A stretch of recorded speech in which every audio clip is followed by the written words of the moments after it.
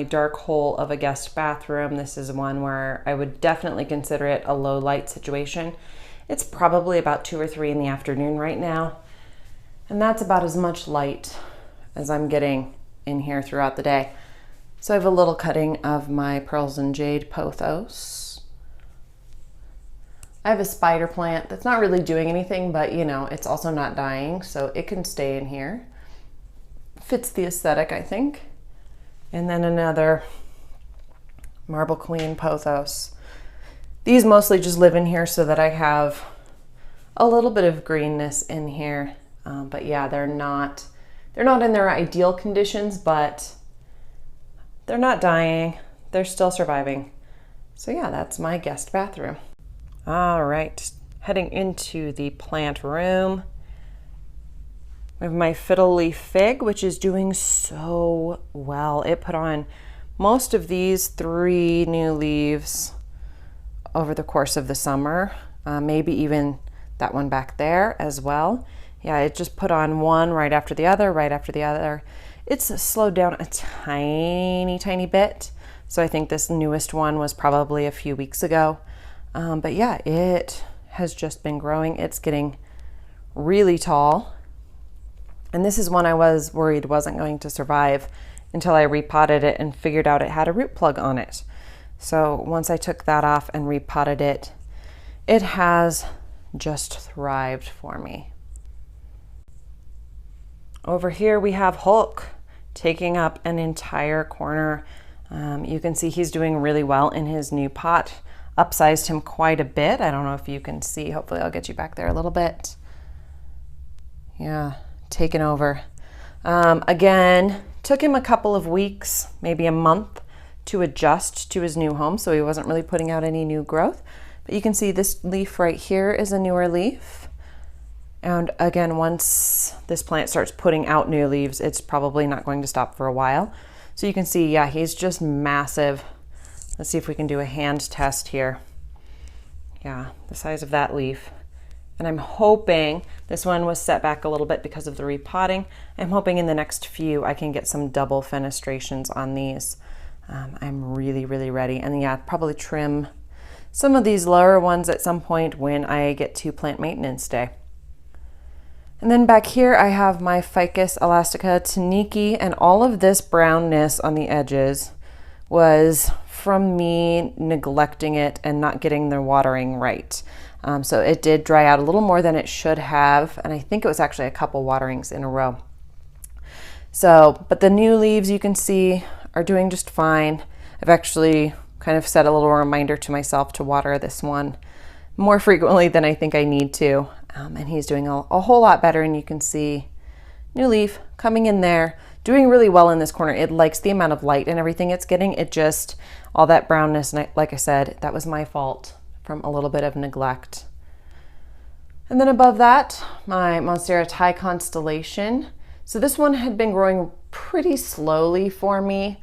I did end up repotting it and upsizing it. It had filled the pot, and you can see it's still, the roots are coming out, but it was worse than that.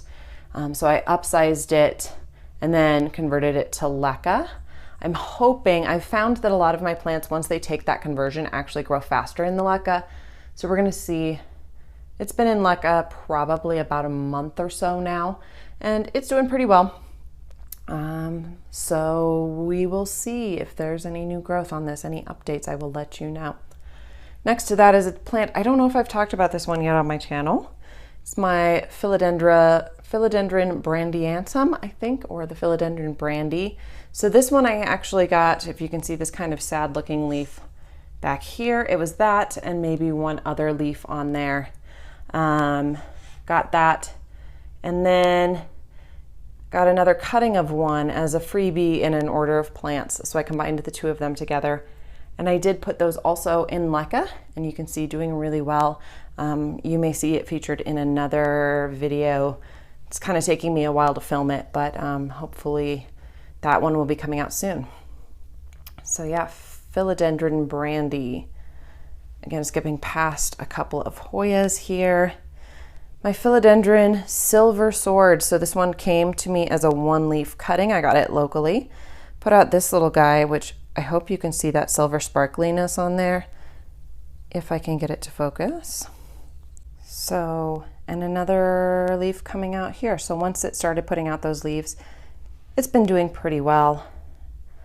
Really easy care, and this is one that I had converted from water straight into leca, and it was never in soil, and it kind of encouraged me that the philodendrons can actually do pretty well in leca. So yeah, that one's doing really well. Below that, my philodendron pink princess, which is just going insane, right? It's huge. It's got 2 growth points actually, so it's putting out about 2 new leaves at a time right now. And I'll probably take another little cutting of this before the end of the summer. Maybe sell a couple cuttings. But yeah, you can see the pink on this. Look at this leaf. Like, so much pink on that. And this one back here, doing really well. So cutting it was actually really good for it. I got a little more pink going on. Again, I might take a little cutting just to share that. I know they're really high in demand right now, so. But yeah, look at how huge my pink princess. I'm loving it.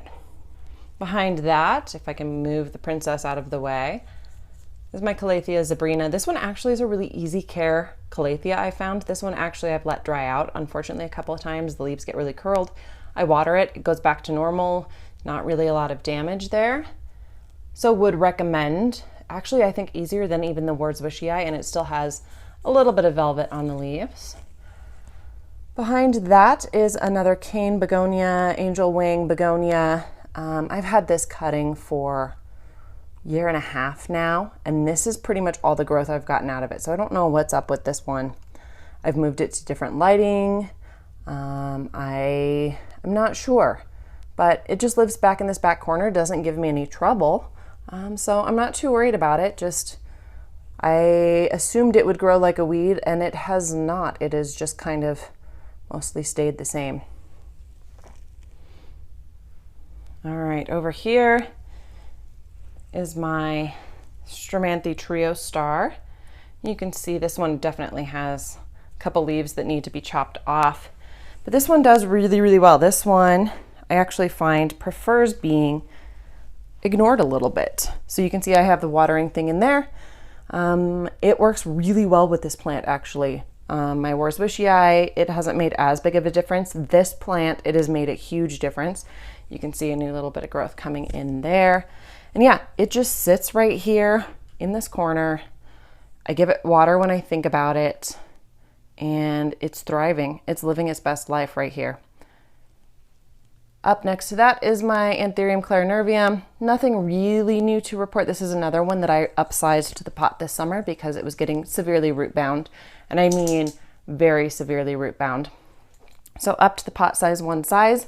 It made a flower. It had a little inflorescence going on, and I chopped that off.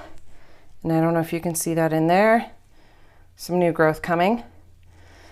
So yeah, I think it's finally adjusted to its new life in its new pot and is doing pretty well, and hopefully will start popping out growth, because for a while there it was really popping them out like every couple of weeks it would give me a new leaf, and then it stopped.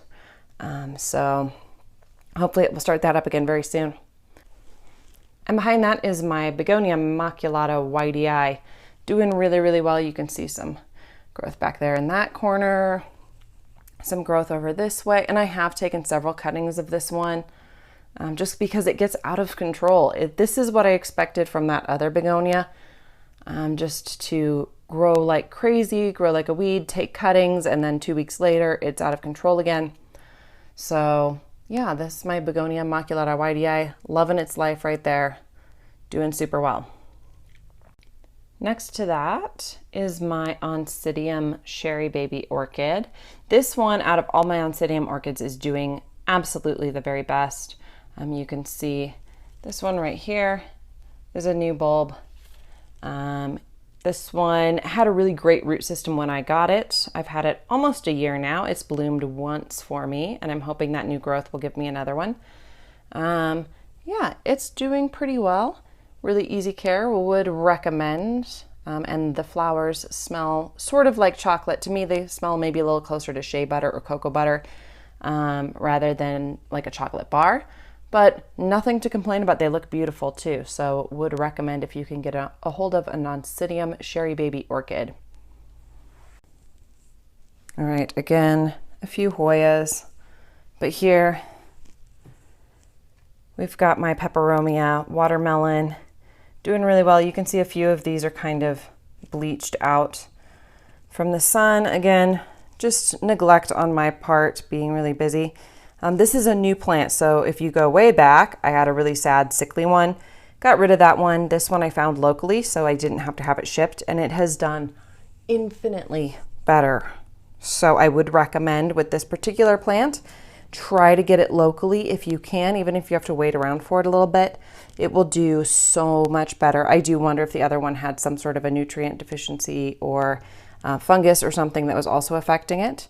But yeah, that just sits in my south-facing window, which is probably, it's summertime in Colorado. That's probably why those leaves are bleached.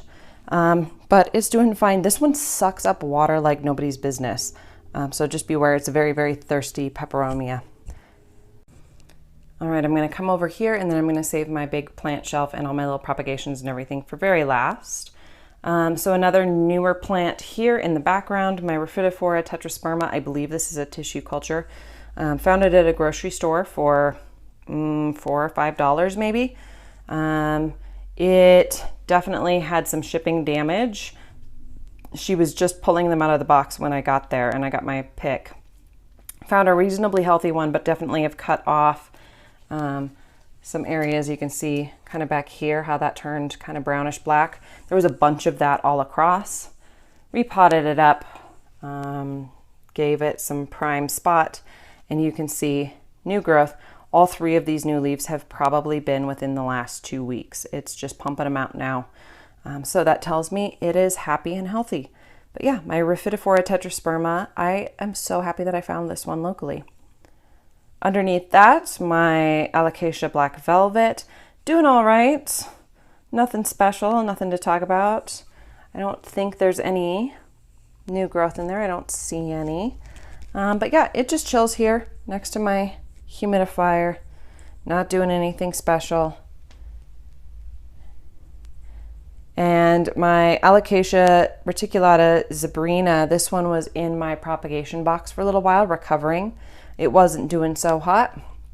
It put out this new leaf, and then I decided to move it back out of the propagation station and move it right next to my humidifier. So hopefully I'll get another new leaf coming soon. I really like the way the leaves look on this one. It's just, it hasn't necessarily been the happiest in my home. It's just been doing just all right, just surviving. And then under that is my Calathea orbifolia. I ordered a new one of these. You can still see my old baby is back there, but I ordered a new one. And again, nothing wrong with it, just a little bit of maintenance that I need to do, an older leaf that is dying off.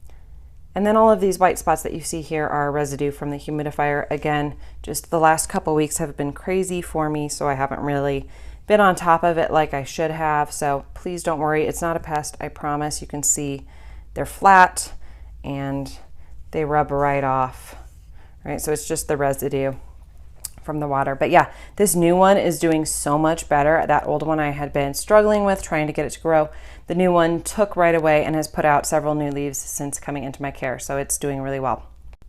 All right, my propagation box, which we will update on at a later date. Underneath here, just a few Hoyas that I've already talked about recently, and then a couple of orchids. They do pretty well for me in the semi-hydro, and I just kind of stick them back there under the grow light and let them do their own thing.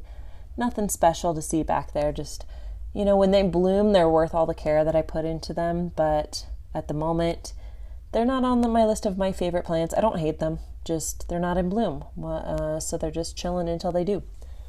Up one shelf from that, we've got a lot of goodies. In the back, my Calathea White Fusion. You can see there's some reverted section there that I just need to maintain and trim out. Again, scheduling, right? And this one, I know people struggle with an awful lot, and I did too. If you go back to some of my older videos, I just complain about it. Again, one that likes to kind of be ignored, and it's actually done way better under the grow lights. I just kind of shoved it back here and it's done so well back there. So yeah, not giving it anything special, just watering it when it needs it, and it's done so much better. Next to that, my variegated ZZ plant, not doing anything, just living its life as one leaf. I will give you updates if that ever starts putting out some new growth. Next to that is my Calathea dotty, which is doing fantastically. I'm finding that the Calatheas, Marantas, things like that, they're doing a little bit better for me when I'm not freaking out about care. I'm not putting them right next to a humidifier or anything like that. I'm just kind of letting them do their own thing. Sometimes I trim them back if they start looking a little ugly. And yeah, this one, I love the hot pink on the leaves. Look at that, it looks like a highlighter. All right, so if you can find a Calathea dotty somewhere, highly recommend. Pretty easy on the scale of Calatheas, and it's just lovely. Behind that, my Peperomia rosso, doing pretty well. Nothing special to see there. I just like the way it looks, the red underneath of the leaves. And again, it's loving its life underneath these grow lights here. Next to that, my Peperomia pink lady or pink marble, doing pretty well. This one had died back a little bit, was putting out really tiny growth, and is now starting to put out those bigger leaves again.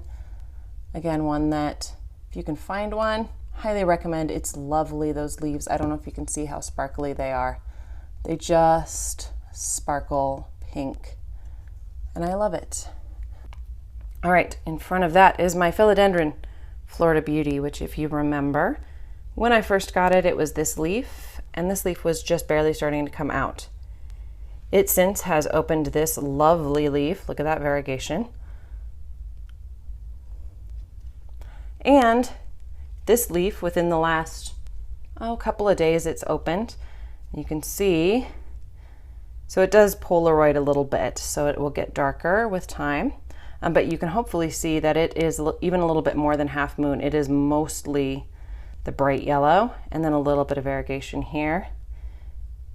So doing really well. And then back here in the sheath, you can see another one coming in. So this one, once it established, has actually been a really fast grower for me. I've been really impressed, and it seems pretty happy here underneath the grow lights. Around the corner from that is my Philodendron Atabapoense. Let's see if we can get you a good view. Nice. So this one also is in leca. This is the newest leaf right here. Again, you can hopefully see back there. Try to get everything out of the way. Another new leaf coming in. This one's doing really well for me. I'm really enjoying it. This is an older leaf. This one is one of the ones that shipped with, so not too worried about it. It's doing really well, and I'm super happy. Like, look at the back size of these leaves. They're so dark purple. I love this plant, doing so well. Next to that is my Philodendron squamiferum cutting that is still rooting. Let's see if we can take a look. You can see it's got some roots in there. It's working on it. So I'll let those get a little bit longer before I root it up. And yeah, this one's got that fuzzy stem, which I really enjoy. This one, again, just been sitting in water, just chilling. Look at the size of that leaf, doing so well. All right, above that is my Philodendron melanochrysum, which was in my propagation box and is not anymore. It put out about 3 or 4 new leaves in there, and I decided it's not gonna be able to live in there forever. So I may as well transition it to the outside world. It was right next to my humidifier for a couple of weeks. And then I decided to put it under the grow lights. You can see, or hopefully you can see, it's got a new leaf starting back there. So I'm hoping it will adjust to its new conditions and start to grow really well like it was in the propagation box. It's not doing poorly. Again, it's just that kind of shock of moving from really high humidity back to supplemented Colorado humidity. So yeah, my Philodendron melanochrysum doing okay. If it doesn't put out that new leaf soon, I may put it back in the humidity for a while longer. Little thing of leca back there, there's nothing in there.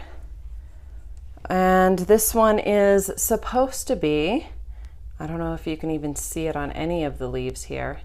It's supposed to be a Philodendron cream splash, right? So it's supposed to have kind of the big white stripes here.